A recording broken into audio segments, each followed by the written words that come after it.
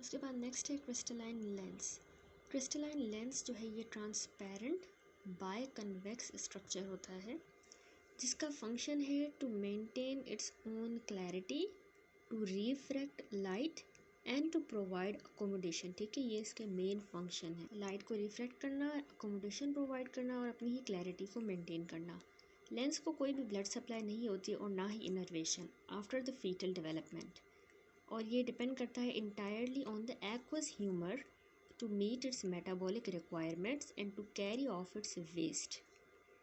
ये आइरिस के posteriorly lie करता है and anterior to the vitreous body, जो हमने अभी देखा। लेंस जो है ना ये सस्पेंडेड होता है in the position by zonules of Zinn which consist of delicate yet strong fibers that support and attach it to the ciliary body.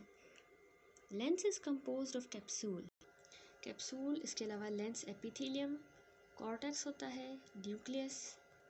Crystalline lens जो है ये unique transparent biconvex avascular intraocular structure होता है with slightly more curved posterior surface, यानी इसका posterior surface ज़्यादा curved होता है लेंस का। रेडियस जो होता है उसके कर्वेचर का ऑफ द एंटीरियर सरफेस वो 10 mm होगा। रिफ्रैक्टिव पावर क्रिस्टलाइन लेंस की 15 डायोप्टर्स होती है। Though lens has less refractive power than the cornea, it has the ability to change its shape with the help of the ciliary muscle, by which it can change its dioptric power. ठीक है, ciliary muscle की मदद से ये फिर अपना dioptric power भी change कर सकता है, allowing the distant and near vision, जिसको हम accommodation कहते हैं, वो इसी से adjust होता है. However, this property changes with age. Lens has a refractive index of 1.39, यानी कि 1.36 in the periphery and 1.40 centrally, a property which is termed as grading refractive index. The lens is composed of lens capsule, lens epithelium and lens fibers. सबसे पहले detail में lens capsule देखें तो ये एक transparent covering होती है जो कि सराउंड करती है इंटायर लेंस को। हिस्टोलॉजिकली ये एक बेसमेंट मेम्ब्रेन होती है जो कि सिक्रीट होती है bye the lens epithelium and lens fibre, यानी कि लेंस के एपिथेलियम और लेंस फाइबर ही अपना लेंस का कैप्सूल बनाते हैं, उसको सिक्रीट करते हैं। द कैप्सूल जो है वो प्रोड्यूस होता है anteriorly by the lens epithelium and posteriorly by the elongating fibre cells. अच्छा, ये बहुत इंपॉर्टेंट पॉइंट है कि ये जो है कंपोस्ट इस चीज़ का होता है टाइप 4 कोलेजन फाइबर्स का and sulphated glycosaminoglycans. Though it has no elastic tissue, it is highly elastic in nature because of the lamella और fibrillar arrangement of the fibers. ठीक है, lamella या fibrillar arrangement की वजह से इसमें elasticity है, लेकिन इसमें एक्चुअली कोई भी elastic tissue नहीं है. This property of the lens gradually decreases with age. elasticity वाली property. उसके बाद हमने कहा लेंस एपिथेलियम होता है, ये हमने कैप्सूल देख लिया। उसके बाद ये है epithelial cells. Lens epithelium simple cuboidal epithelium होती है, मोस्ट इंपॉर्टेंट पॉइंट, और ये फाउंड होती है only in the anterior surface of the lens. These cells यानी A cells secrete the anterior lens capsule throughout the life. उसके बाद हैं lens fibres.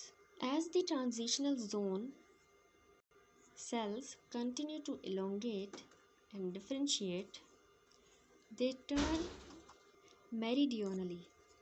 The apical ends of these cells pass anteriorly towards the anterior pole and the basal ends are pushed posteriorly towards the posterior pole.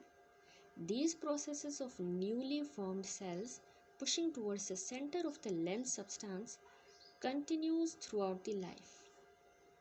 In this way, with the growth of lens, new superficial lens fibers are added in a concentrically arranged lamina like the layers of an onion.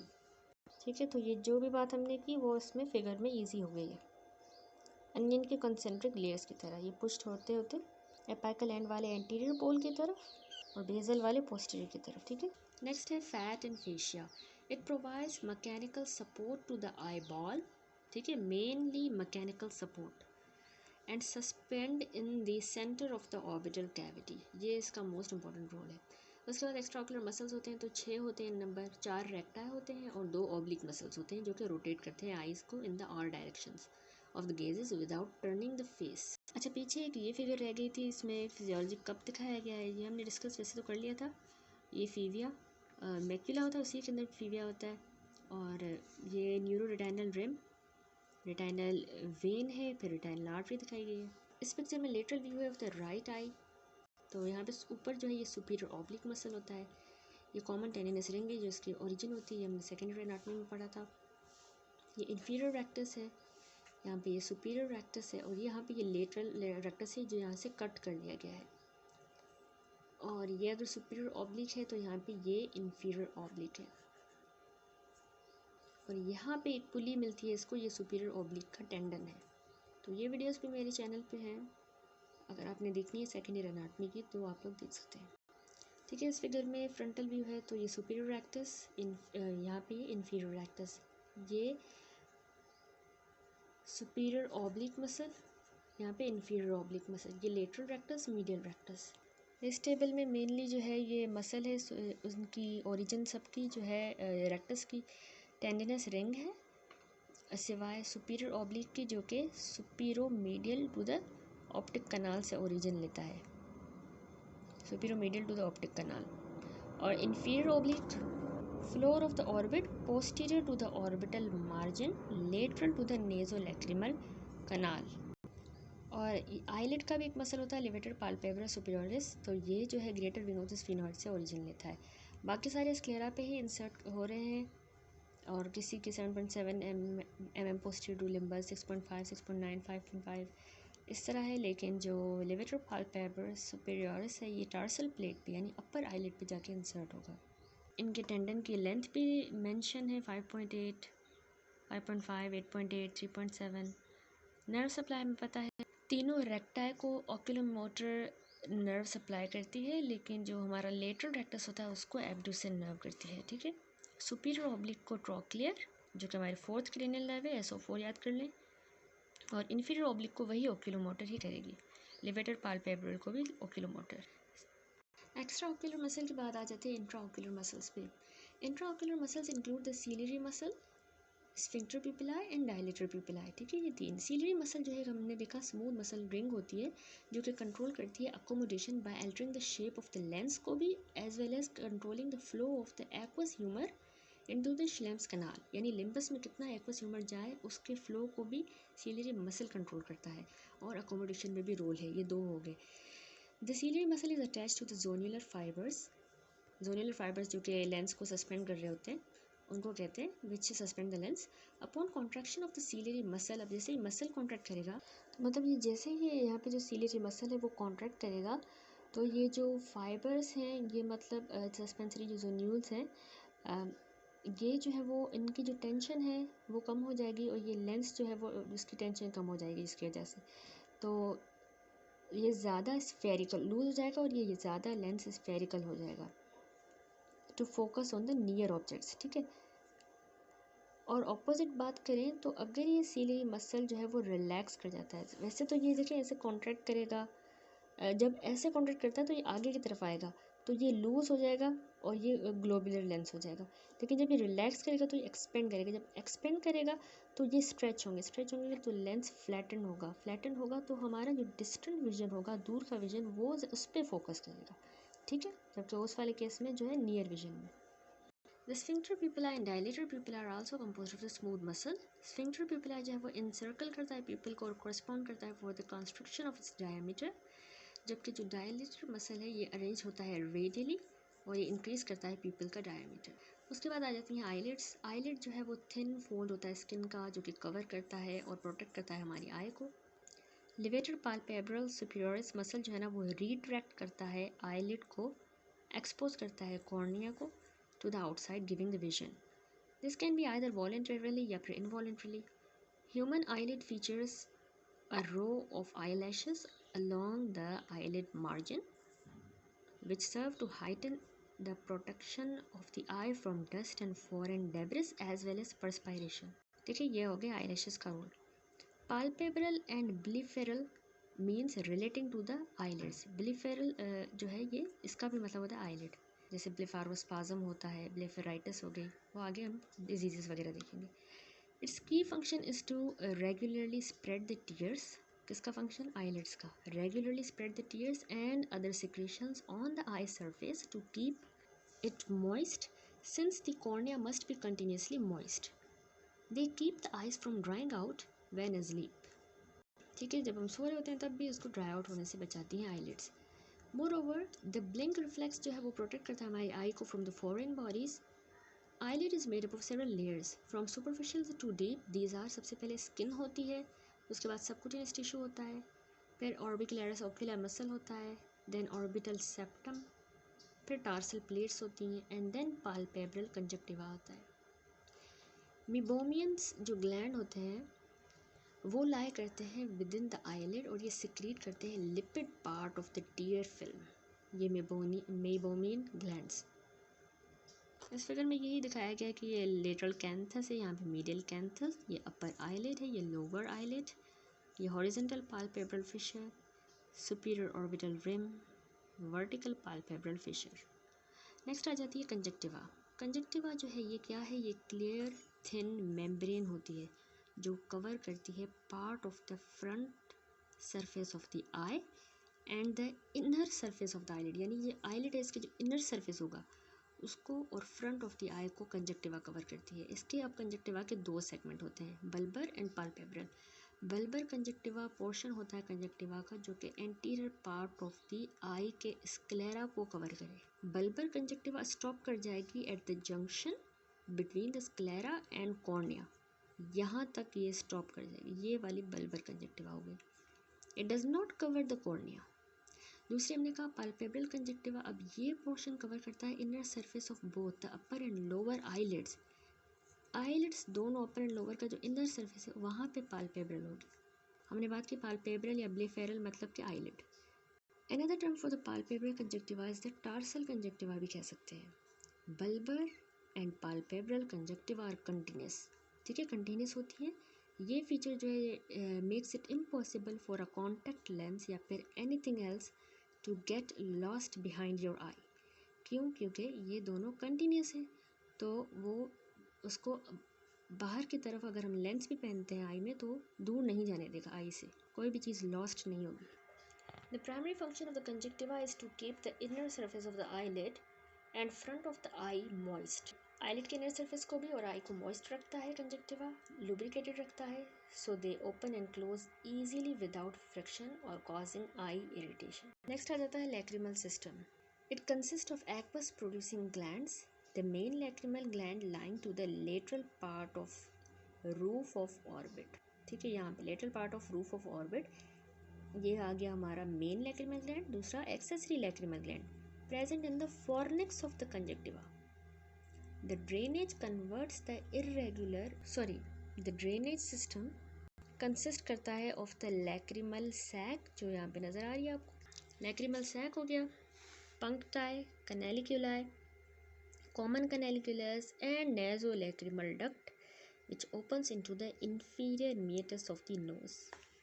Next, tear film. It is composed of three layers: superficial lipid, middle aqueous and inner mucin layer. It converts the irregular corneal surface into smooth optical surface and prevents the cornea from drying up. Then optic nerve को हम cranial nerve number 2 भी कहते हैं. ये paired cranial nerve है जो transmit करती है visual information from the retina to the brain. Then blood supply है, तो arterial blood supply eye को provide होती है several branches हमारे ophthalmic artery से, जो कि हमें पता है internal carotid artery की branch है. ये ब्रांचेस हैं इंक्लूड करती हैं सेंट्रल रेटाइनल आर्टरीज, यानी इंटरनल कैरोटिड से ऑप्थेल्मिक उसमें से निकल रही हैं सेंट्रल रेटाइनल आर्टरीज सप्लाई करती हैं, short and long posterior ciliary arteries and anterior ciliary arteries. उसके बाद है मोटर नर्व सप्लाई. तो ऑक्यूलर मोटर नर्व जो होती है हमारी, ये सारे एक्स्ट्रा ऑक्यूलर मसल्स को सप्लाई करती है सिवाय SO4 जिसको ट्रॉक्लियर करती है, फोर्थ क्रेनियल नर्व यानी सुपीरियर ऑब्लिक को, और लेटरल रेक्टस को एब्डुसन करती है जो कि हमारी सिक्स्थ क्रेनियल नर्व है. लिवेटर पाल्पेब्रल सुपीरियरिस को भी और स्मूथ मसल्स ऑफ द आई को भी ओक्यूलोमोटर ही सप्लाई करेगी. तो हमने कहा ट्रॉक्लियर जो है वो सुपीरियर ऑब्लिक को, एब्डुसन लेटरल रेक्टस को सप्लाई करेगी. उसके बाद ये फिगर है, इसमें जो है ये इस तरह से दिखाई गई है, मसल्स वगैरह, ब्लड सप्लाई दिखाई गई है. रूफ ऑफ द ऑर्बिट है यहाँ पे, ये सबसे पहले देखिए ना, यहाँ पे होती है हमारी इंटरनल कैरोटिड आर्टरी, ठीक है, वहाँ से हमारी निकलती है ऑप्थेल्मिक आर्टरी, इसी की ब्रांच है। ऑप्थेल्मिक से निकलेंगी पहले long posterior ciliary artery and, ठीक है, ये दोनों लॉन्ग पोस्टीरियर सीलियरी आर्टरीज की ब्रांचेस निकलेंगी। इसके अलावा सेंट्रल रेटाइनल आर्टरी, ये येलो वाली तुम्हें पता है ऑप्टिक नर्व है। लॉन्ग पोस्टीरियर सीलियरी आर्टरी से short posterior ciliary arteries branches निकल रही हैं। ये रूफ ऑफ द ऑर्बिट है और ये floor of the orbit. Next है सेंसरी नर्व सप्लाई, तो ऑप्थेल्मिक डिवीजन ट्राइजेमिनल नर्व की through its various branches supply करेगी sensory nerve supply to the structures of eyeball. Trigeminal nerve हमारी fifth cranial nerve है जो कि इसको sensory supply करेगी। एनाटॉमी कंप्लीट हुई, उसके बाद है physiology of vision. Physiology of vision देखें तो लाइट सबसे पहले visible portion electromagnetic radiation spectrum का जो कि सेंसिटिव है टू ह्यूमन आई, ठीक है, वो लाइट है। वाइट लाइट जो है ये स्पेक्ट्रम है of 7 wavelengths, 7, and every wavelength has its own colour. Red जो है उसको हाईएस्ट वेवलेंथ होती है और वॉयलेट को जो है वो least. It can be demonstrated by passing the white light through a glass prism. Light waves has a travel speed of 300,000 kilometre per second, ये इसकी स्पीड है लाइट वेव्स की। विजिबल लाइट जो है यूजुअली डिफाइन होती है as having wavelength in the range of 400 to 700 nanometre या 4.00 into 10⁻⁻7 to 7 into 10⁻⁻7 meter between the infrared with the longer wavelength and the ultraviolet with the shorter wavelength. This wavelength means a frequency range of roughly 430 to 750 terahertz. UV light is normally invisible since it is absorbed by a yellow pigment in the lens, ठीक है, क्योंकि yellow pigment उसको absorb कर लेता है तो इसीलिए UV light जो है इनविजिबल होती है। An object appears of a certain color when all the other colors wavelength are absorbed by it except one that is reflected through it and perceive it as its own color। तो हमें जो भी colour नज़र आता है, जैसे कोई green colour हमें नज़र आ रहा है, तो बाकी जितने भी कलर्स होंगे उस स्पेक्ट्रम के वो सारे अब्जॉर्ब हो चुके हैं सिवाय उस ग्रीन कलर के, इसी वजह से हमें ग्रीन कलर जो वो परसीव होता है, हमें नज़र आता है। फिर है mechanism of vision. Light reflected from objects pass through following steps. Number 1, focusing of beam of light into the retina. सबसे पहले रिफ्रैक्शन देखें तो लाइट रेज होती हैं वो coming from a distance more than 20 feet come in the form of parallel raise hence cannot be focused onto the retina without bending, ठीक है, क्योंकि वो पैरेलल रेज में आ रही थी तो जब तक उनको बेंड ना किया जाए तो वो फोकस ही नहीं हो पाती रेटाइना में। तो रिफ्रैक्शन जो है ये बेंडिंग होती है of the light rays as it enters from one medium to another, तो उसकी वजह से जो बेंडिंग होती है उसको रिफ्रैक्शन कहेंगे, वन मीडियम टू अनदर से पास होने की वजह से। Therefore as the light rays strike the cornea there is a change of the medium from air to cornea which bends the light. Then light rays pass through the aqueous, lens and vitreous with varying density, अब सबकी अलग density है, allowing small refractions होती रहती हैं through them and resulting in a final focused ray of light focused onto retina. यह है distance vision and close vision. Light rays from the distant object are parallel so do not need much refraction to focus properly. जबकि close vision देखें तो light rays from a closer object diverges and need much refraction to focus properly. तो जो close object वाली होती है उनको ज़्यादा नीड होती है ऑफ द रिफ्रैक्शन ताकि वो अच्छी तरह से फोकस हो, लेकिन क्योंकि जो डिस्टेंट वाली वो होती है पैरेलल है तो उनको इतनी नीड नहीं होती, ठीक है, रिफ्रैक्शन की इतनी नीड नहीं होती। नेक्स्ट है accommodation. Light rays coming from a near object that is less than 20 feet, ठीक है, लेस देन 20 feet वो डाइवर्जेंट होते हैं और फिर and to focus them on the retina extra refractive power is required, क्योंकि वो बहुत ही नियर है ऑब्जेक्ट, इस वजह से रिफ्रैक्टिव पावर ज़्यादा चाहिए होती है। This extra power is provided by the change of pupil size to control the amount of light, change in curvature of the lens and convergence of the eyes to see the nearer object. Number 1, phototransduction. The phenomena of the conversion of the light energy into the receptor potential यानी कि visual impulse में convert कर देना light energy को is known as phototransduction. As the light enters retina, photo receptors जो present होते हैं जैसे कि रॉड्स एंड कोन्स, ये अब्जॉर्ब कर देते हैं इस एनर्जी को और फिर अंडरगो करते हैं various photochemical changes followed by a cascade of biochemical reactions होते हैं, जिसके नतीजे में जो है वो इलेक्ट्रिकल चेंजेस आते हैं जिसको हम कहते हैं रिसेप्टर पोटेंशियल। ठीक है, रॉड्स एंड कॉन्स ने अब्जॉर्ब किया, फिर photochemical changes, biochemical changes, electrical changes, तो रिसेप्टर पोटेंशियल जनरेट हुआ। उसके बाद होती है फोटो ट्रांसडक्शन के बाद ट्रांसमिशन। जो जनरेटेड रिसेप्टर पोटेंशियल है वो थस ट्रांसमिट होता है by direct flow to the other cells of the retina. जैसे हमने पीछे देखे कि बायोपोलर सेल्स होते हैं, horizontal cells, amacrine cells and ganglion cells, तो ये इसको ट्रांसमिट करेंगे।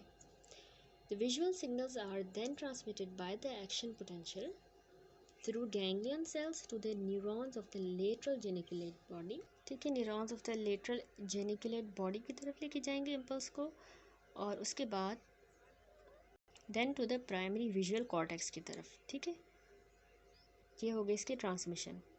नेक्स्ट है विजुअल परसेप्शन। विजुअल इम्पल्स जो है ना ये परसीव होती है into the visual cortex in different forms में। Light sense, this is the awareness of the light of varying grades of intensity. ठीक है, ये एक लाइट सेंस होता है। दूसरा होता है लाइट मिनिमम। लाइट मिनिमम जो ये मिनिमम इंटेंसिटी होती है of the light appreciated by the retina, कि कितनी मिनिमम अमाउंट ऑफ लाइट वो परसीव करती है रेटाइना। डार्क एडाप्टेशन क्या है, ये एडाप्टेशन होती है आई की after moving from a place with high intensity of light to the place with minimum intensity of light की तरफ जाना। जैसे कि सनलाइट से लेके आप बाहर सनलाइट में होकर फिर इंडोर जाएं तो डार्क एडाप्टेशन होती है। तो जो टाइम टेकन होता है to see in this dim illumination, जब हम अंदर जाते हैं सनलाइट के बाद, तो वो जो टाइम रिक्वायर्ड होगा उसको हम कहेंगे डार्क एडाप्टेशन। फोटोटॉपिक विजन है, कौन से होते हैं ना वो रिस्पॉन्सिबल होती हैं कलर विजन के लिए in the bright light. The ability to see in the bright light is photopic vision.